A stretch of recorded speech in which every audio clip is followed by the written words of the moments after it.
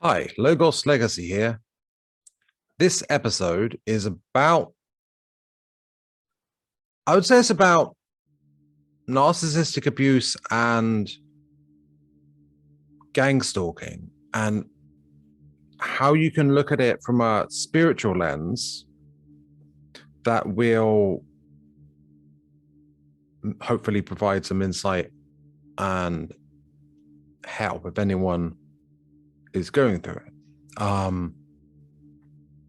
I've experienced it in some way, but I'll focus on certain insights I suppose I've come to. So I think first of all, it might be helpful to clarify what I'm talking about. So you can find online, actually, there's plenty of videos, there's a number of videos talking about how narcissists operate and how in the spiritual community and beyond, like a lot of people have lived with a narcissist or experienced being picked on or bullied or abused psychologically or otherwise by a narcissist, and how everything is always framed as their fault and none of it is framed as the responsibility of the person who's doing it. And how it can affect the mind and why one might keep finding themselves getting in relationships or interactions with the same kind of person. Now, I would say part of that has to do with actually a victim mindset. It has to do with the drama triangle. The drama triangle is it's a conceptual triangle, and one point of the triangle is the perpetrator, another point of the triangle is the victim, another point of the triangle is the rescuer. Now, I won't really focus so much on the rescuer, it's not so relevant here. But what you get, this is something the ego, those in ego will often tend to act in terms of their interactions. If people can switch around in it too. But the narcissist will typically take the perpetrator role from the perspective of someone who's receiving that abuse, right? But they will use the victim role for their own purposes while being a perpetrator, which is, of course, ridiculous, but that's what they'll do. Well, actually, that's a judgment for me to call it ridiculous, but more on the role of the absurd later, because humor is important here. So typically what they'll do is they'll get what's referred to as flying monkeys involved. So suppose you leave a relationship with a narcissist or you move on, they want to maintain the pressure on you or someone who's their victim or whatever. Victim is a label, of course. It's not really real, but they would want to maintain that control over that person because it's all about control. They get a sense of control and validation from having someone to hurt, essentially. And essentially they don't really love themselves. So if they get validation from others, that helps. And also if that validation from others doesn't necessarily take the form of people praising them. It also takes the form of people reacting hurt by them, because then they're making a difference and are having an effect on the world and they have significance. It's still, if everything's love energy, right? Then even if it's a distortion of that, then the energy that comes to them in the form of someone getting angry at them or upset at them is just as much a validation of their ego as someone praising them as brilliant, you know?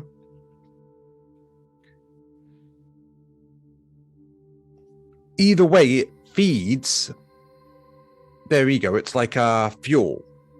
And because they haven't got a source of their own so much within to actually, it's like, okay, in the tarot, there's the cups, right? And the cup represents, okay, it kind of represents your relationship with yourself, but an overflowing cup is like,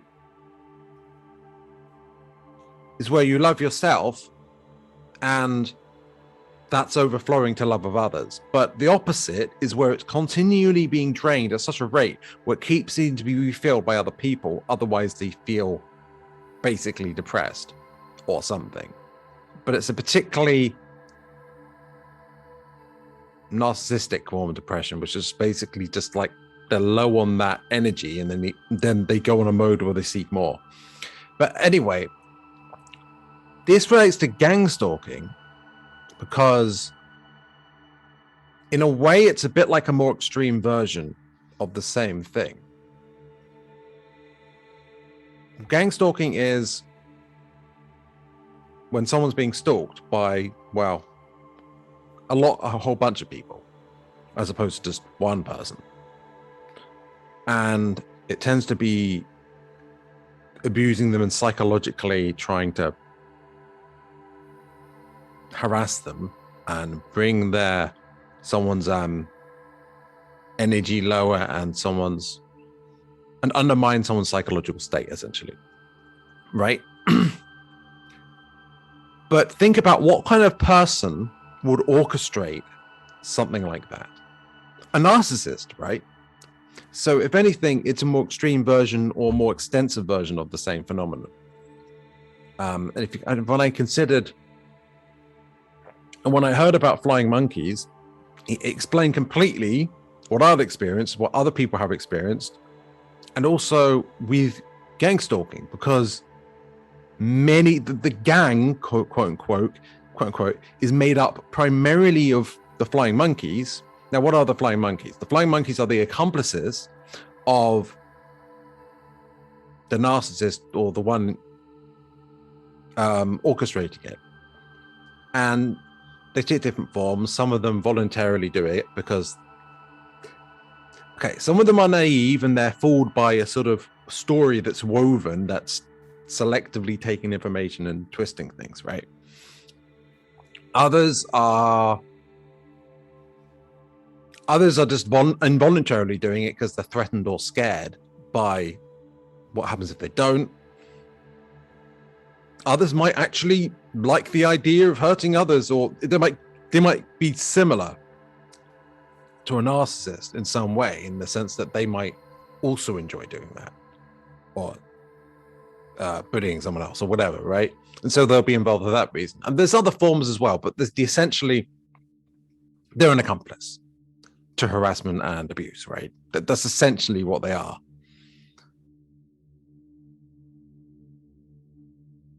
Now, how is this relevant to spirituality? Because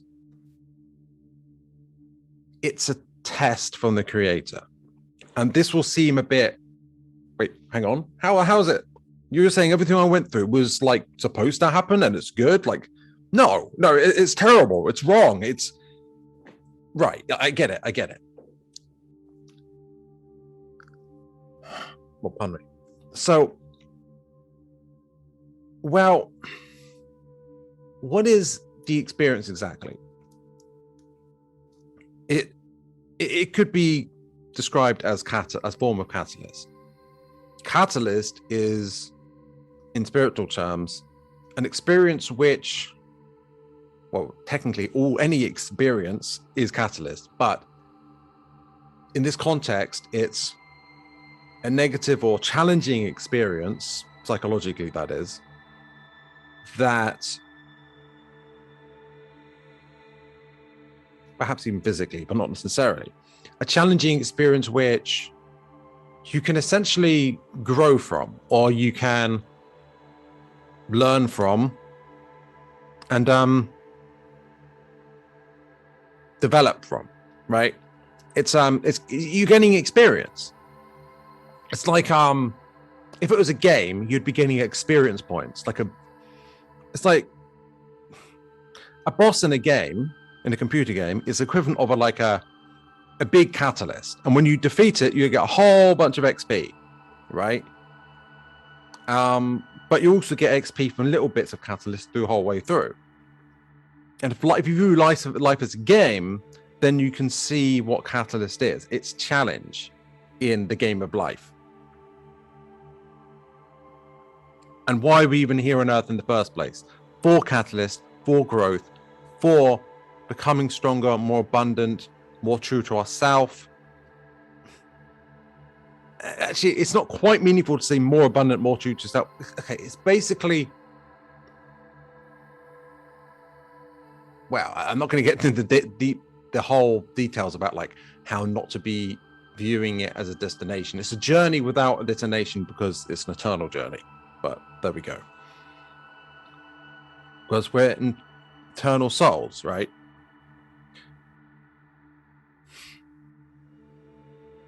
The long short of what I'm saying here is you can look at what you're experiencing as a situation where you're the victim. And this is disempowering because what it does is it says that you're not in control, that external circumstances or an external person is in control of your life and your experience, and that you're suffering and weak and vulnerable because someone is hurting you and they have the ability to hurt you. Now, interestingly, consider the perspective of a narcissist. Fundamentally, they feel so vulnerable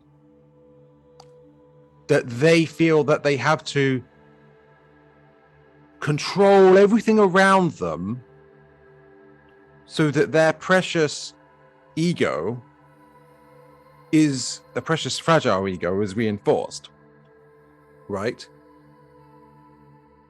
From their perspective, they're the victim of everything, but they're also, at the same time, everything revolves around them. So they want everything to go their way, and anything that doesn't go their way is something they're a victim of.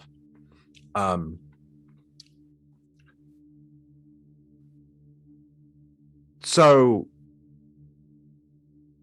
that's why they're perpetrators to everyone else, but they don't see it that way. Everyone's always the hero of their own story, right? From their perspective, they'll weave any sort of narrative with what's the word? Special thinking? I can't remember the term, but it's basically like a convenient rationalization where you deserved it, or the person they do it to deserves it, right? You don't really want to be like them at all. And another thing is that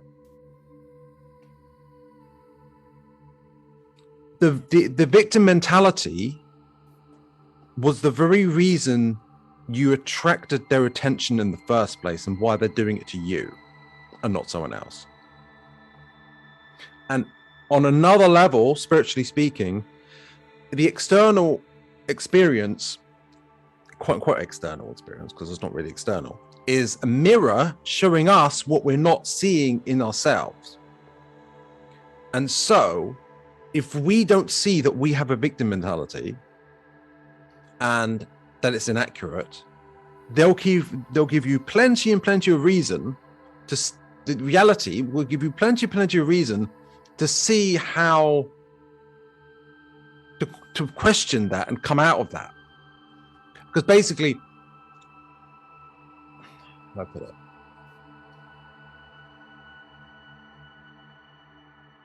The more you divert from the truth and the way, in a tower sense, right? I think there's this weaving path, right? And the more you divert from the way, you're more into the undergrowth and the wilderness, and you're suffering, and you're going through. It's rough terrain, essentially, right? But when you've got a truthful perspective, it's actually smooth and pleasant and peaceful living experience, right? It's a sign. The fact that you're experiencing narcissism and abuse is a sign that you are treating yourself like a victim, a weak, vulnerable victim. And so they're treating you like the weak, vulnerable victim that you feel that you are. If you had a strong, truly strong image of yourself and perception of yourself and self-belief about yourself, it wouldn't be happening. Now, that's not to say it's your fault, but it's not really. In fact, you're benefiting from the whole thing. And no. It sounds crazy, right? How are you benefiting from being targeted, harassed, maybe gang stalked, if not just there being narcissists coming to your life again and again somehow? And it keeps happening. The same old story, right? You at school, you're being bullied, right? Maybe your parent was a bit domineering over you or something, right? And then you come along to, you get a boyfriend and he turns out to be a narcissist. Another boyfriend turns out to be a narcissist, or another girlfriend, whatever. And it keeps on repeating. Like, how is this happening, right? Again and again and again. It's a reflection and a sign of what you can tweak internally in terms of your self-perception, your beliefs, your thoughts, and also it may be internal wounds and energy that has yet to be healed or transmuted, right? Inner work and shadow work is also something that greatly helps in this regard, because it's such a reflection of your state, right? But your experience is a reflection of the state that you're in. So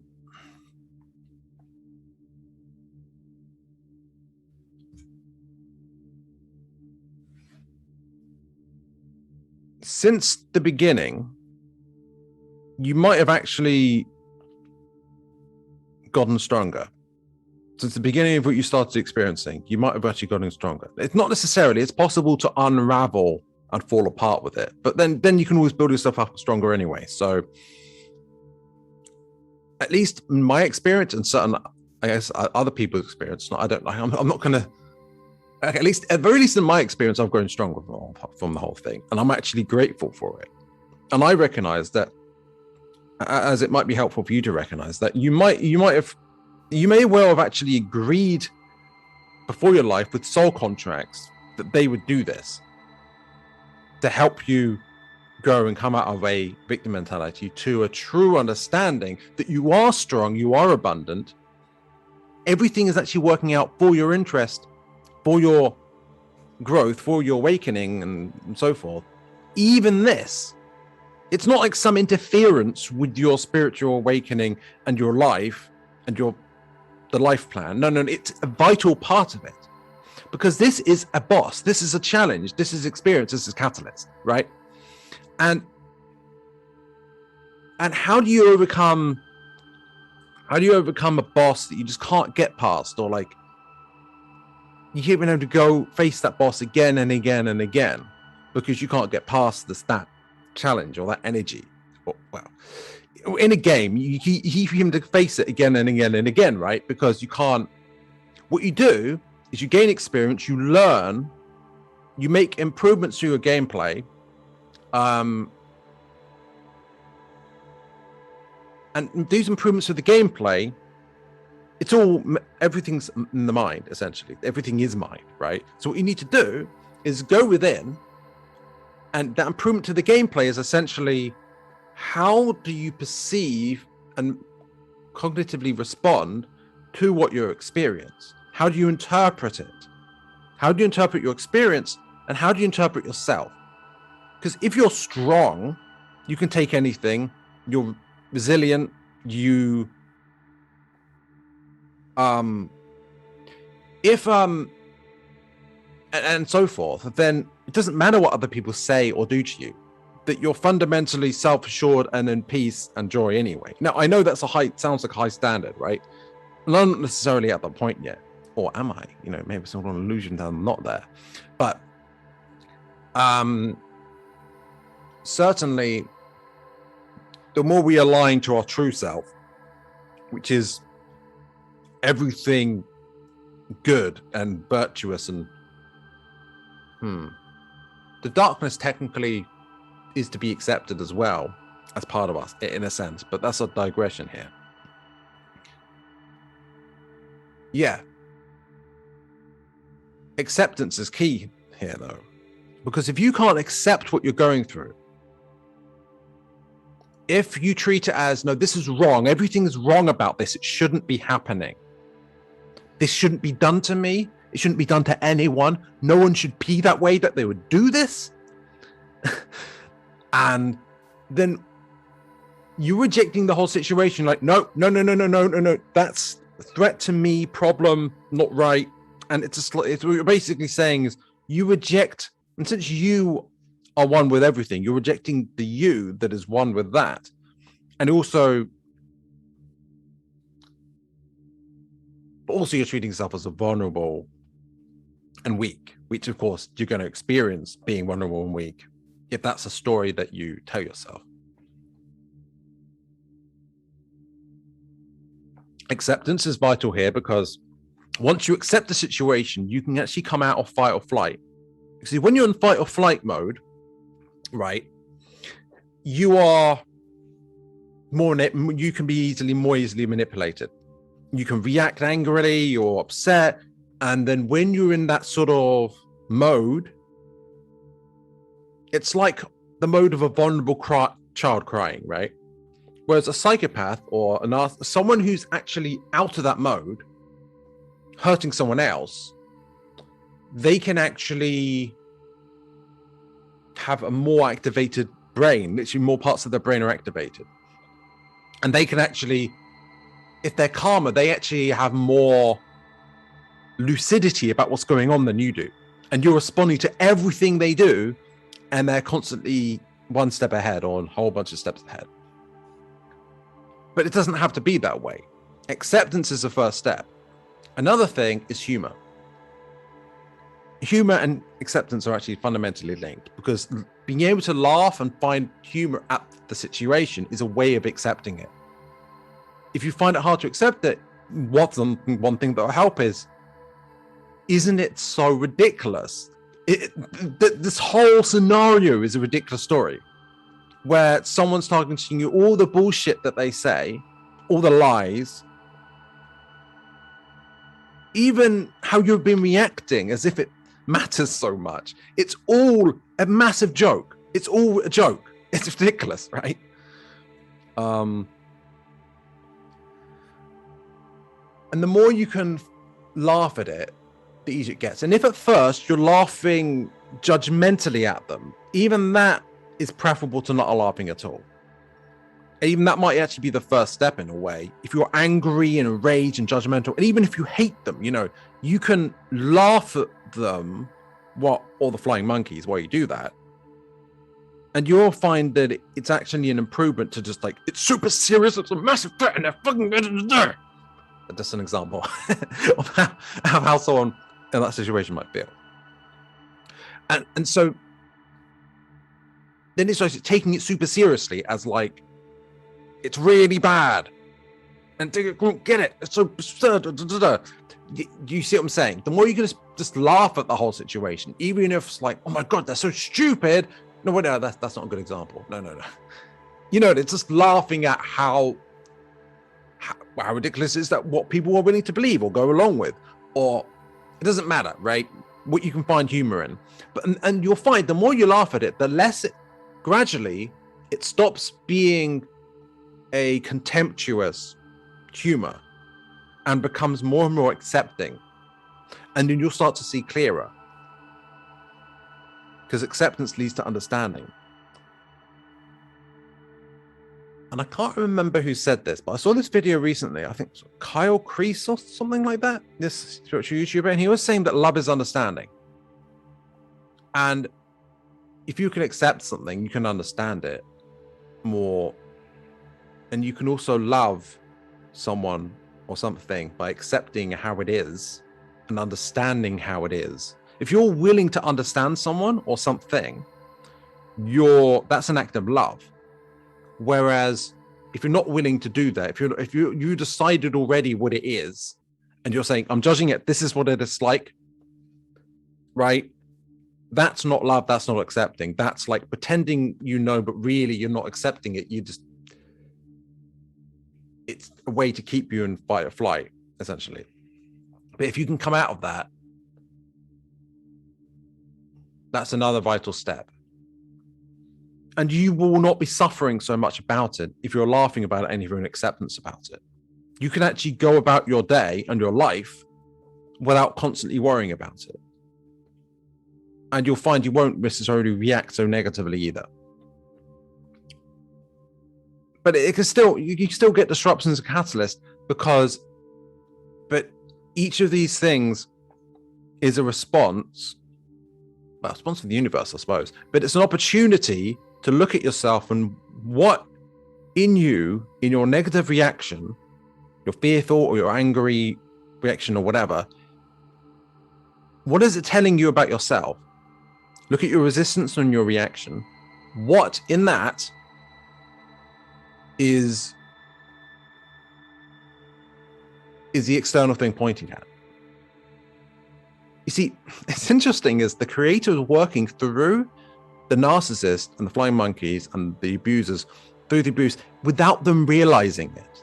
They are enacting a divine plan without no idea that they're doing it, right? They are benefiting you for your benefit while believing that they are really cleverly and cunningly hurting you. Isn't that ridiculous, right? That everything they do to you helps you. If you can really understand that's completely game changing, right?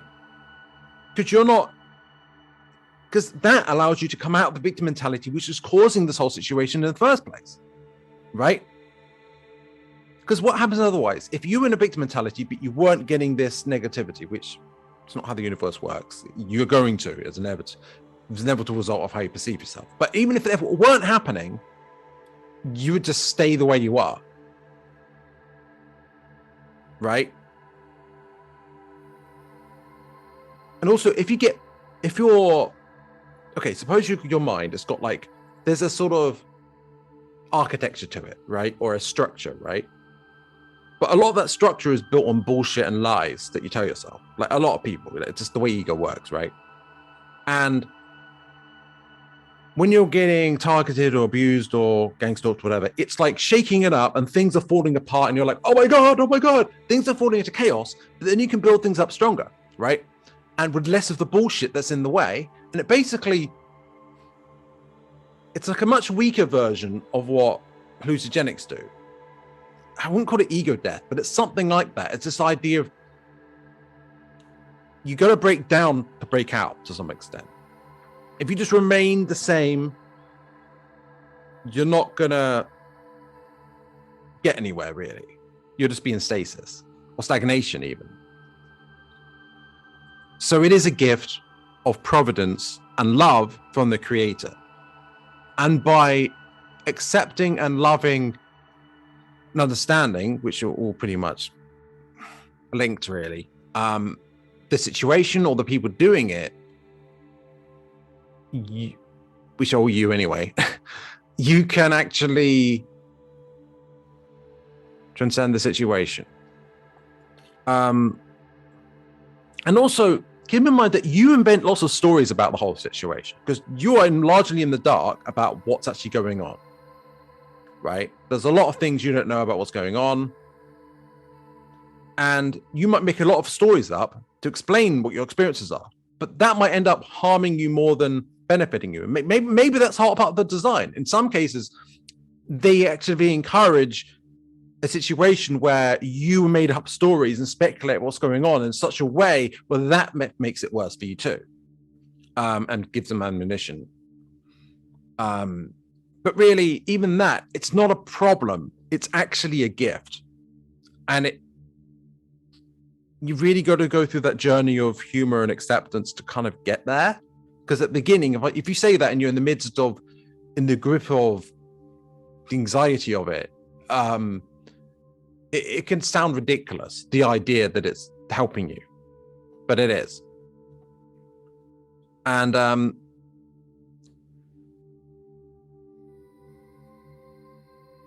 yeah, is there anything else I wanted to mention? Where you feel a desire for control, and you're experiencing not having it, because if you desire something, it's kind of like, but you're attached to it. If you're attached to having control but you desire it, what that combination does is it says that you don't have control, and you experience not having control. Now, with manifestation, if you are attached to it, it creates a situation where you don't have it. But if you're not attached to it, if you're detached, and then you can manifest your desires in a helpful way, right? But otherwise, your attachments will get in the way.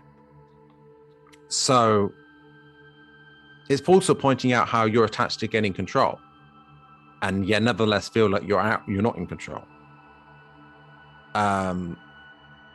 Which is, funny enough, ironic, considering the narcissist, or those trying to control the situation at your expense, are doing the same thing. And of course, they're a mirror to your desire for control. It might be more extreme, and I'm not calling you a narcissist. I'm just saying that there's something in the narcissist that's in you. Otherwise, you wouldn't be experiencing it. Or at least in your perception of things, where you desire control and they desire control. So, but you're not really, in a way, you're always in control. In a way, you're never in control, because you're one with the creator and everything's working for you. In that sense, you're in control. In another sense, you're not in control of anything ever. And letting go and letting things flow massively helps. But they're the same thing in a sense, just looking at from different angles. So, in a way, I talked about flying monkeys and how, you can look into all the deep dynamics of how the narcissist mind works, or how gangstalking works, about how it operates, and about how the sorts of people, the different types of people who will be involved in it. You can look into that all day, and honestly, you got to look within to really get headway with it. And if you can get to the point where you're grateful of it and you see it as for your benefit, your life will be massively transformed. And by the end of it, they won't be able to touch you anymore. They won't be able to get a reaction from you, and you will realize that you're massively stronger than you were before. That you will realize that much more of your potential, and if you can get to that point, then they'll give up. They won't be getting their fuel anymore. They won't be getting the reaction. It won't be working. And the trade-off for even doing it won't happen. They'll just move on to something else or someone else. And you'll be past it. Because all of this, you can look at all this on the 3D level, the material level of what we're actually, the holographic reality that we experience. But if everything's truly mind, and then everything reflects that, look within, resolve the imbalances and so forth, and the blockages, etc. within, and the external reality transforms, right? So it doesn't matter how much they fully intend to harass you to the day they die, it just won't happen that way. They'll give up if it doesn't matter how dire the situation seems. Do the inner transformation, and the creator, which is you, by the way, will, you and everything and everyone else, the creator will sort it out for you in a way that more elegantly and more effectively than you can possibly imagine. And you might not ever see how it resolves, only that it's clearly resolved. So Well, I hope you found that interesting and or helpful, especially helpful. And without further ado, bye for now.